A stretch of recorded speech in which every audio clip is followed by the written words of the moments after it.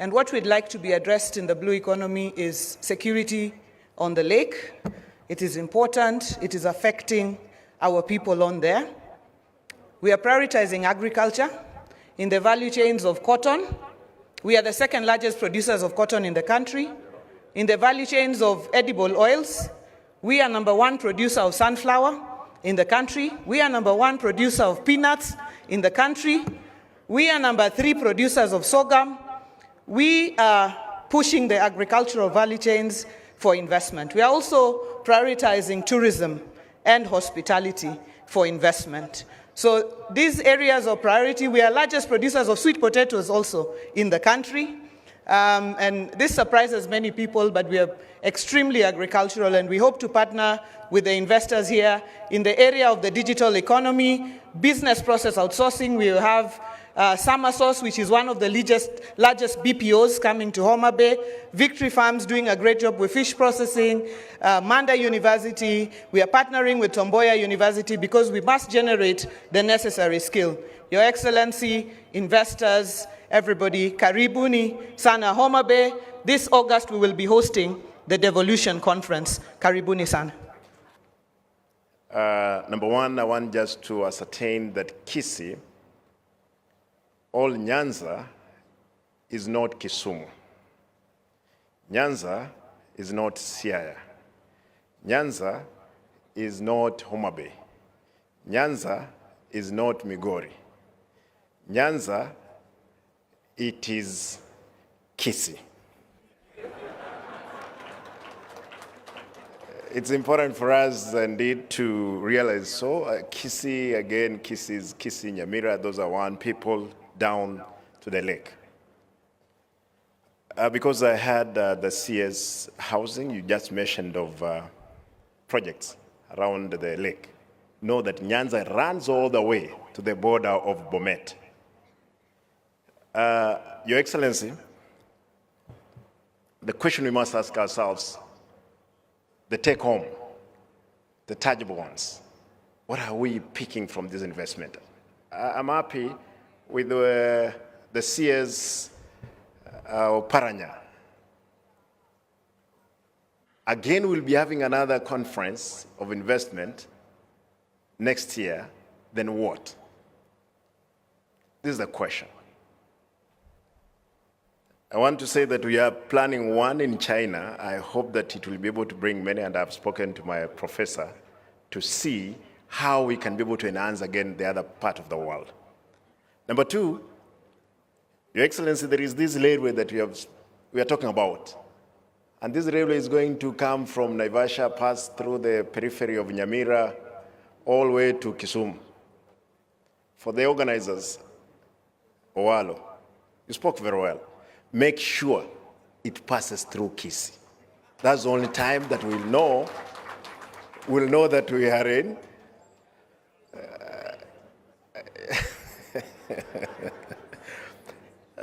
The last bit I want to just comment, know that we were number one in the world in production of Barethram.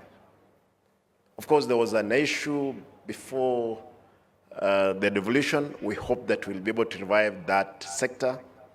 We want to thank the UK government for the SWED program. We will be the first among the 14 municipalities to set up the waste management system, which they have funded to a close of 172 million. Probably at the end of the month, we'll be having it, the only one in Kisii here, and the whole region as it were. Your Excellency, there is a program. When we came to the office, we were not in the same boat. Therefore, I was wondering, how can I get to State House? I called the president, graciously invited me. The only thing took me there, it was the issue of Kenya-UK Health Alliance.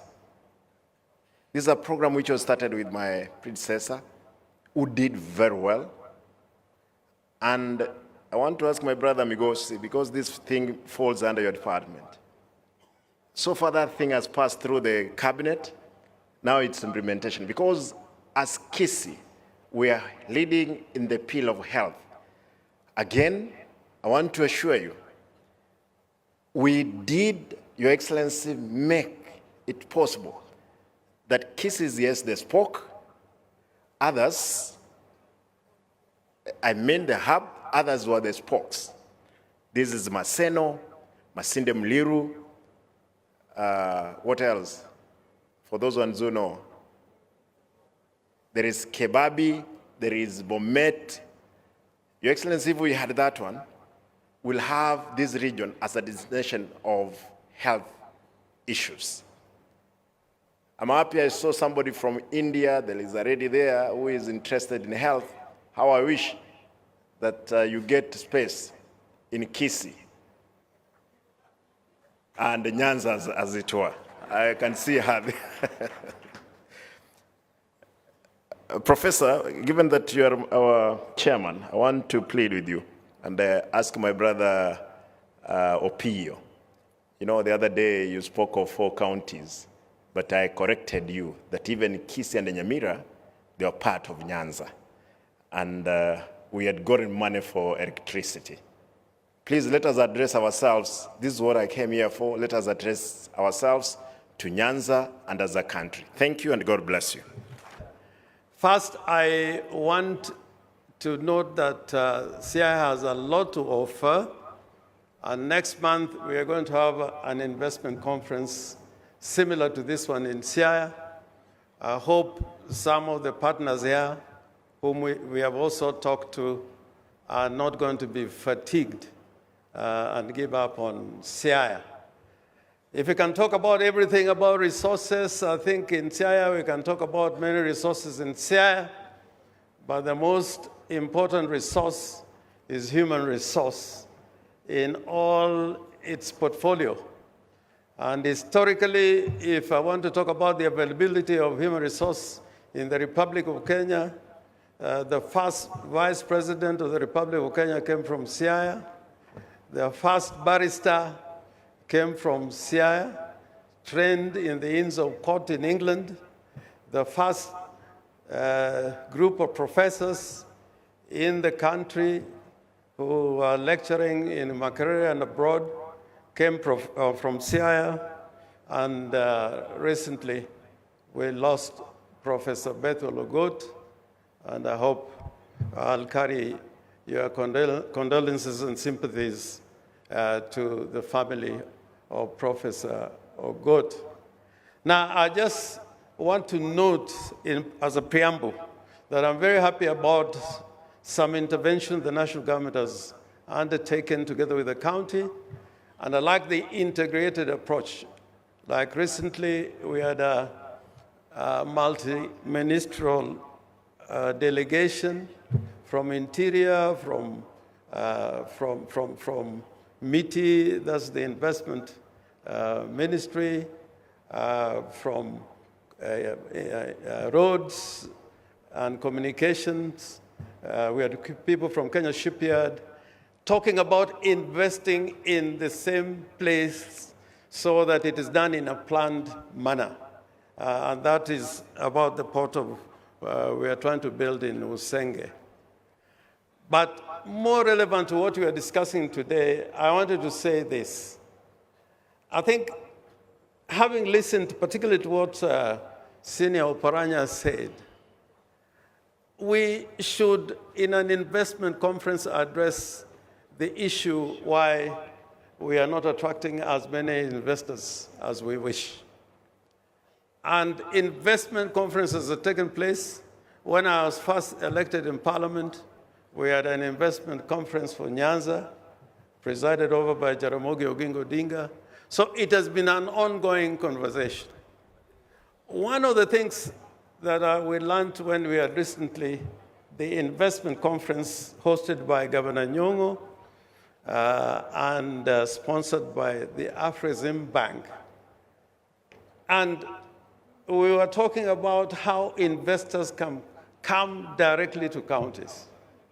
And we found out there were so many roadblocks to an investor who wants, let's say, come to Siaya.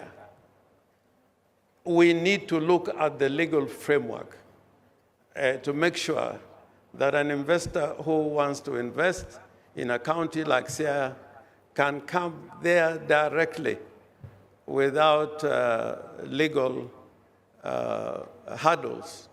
And I want to give a practical example of this. I was in a conference in Cairo where we were talking about urban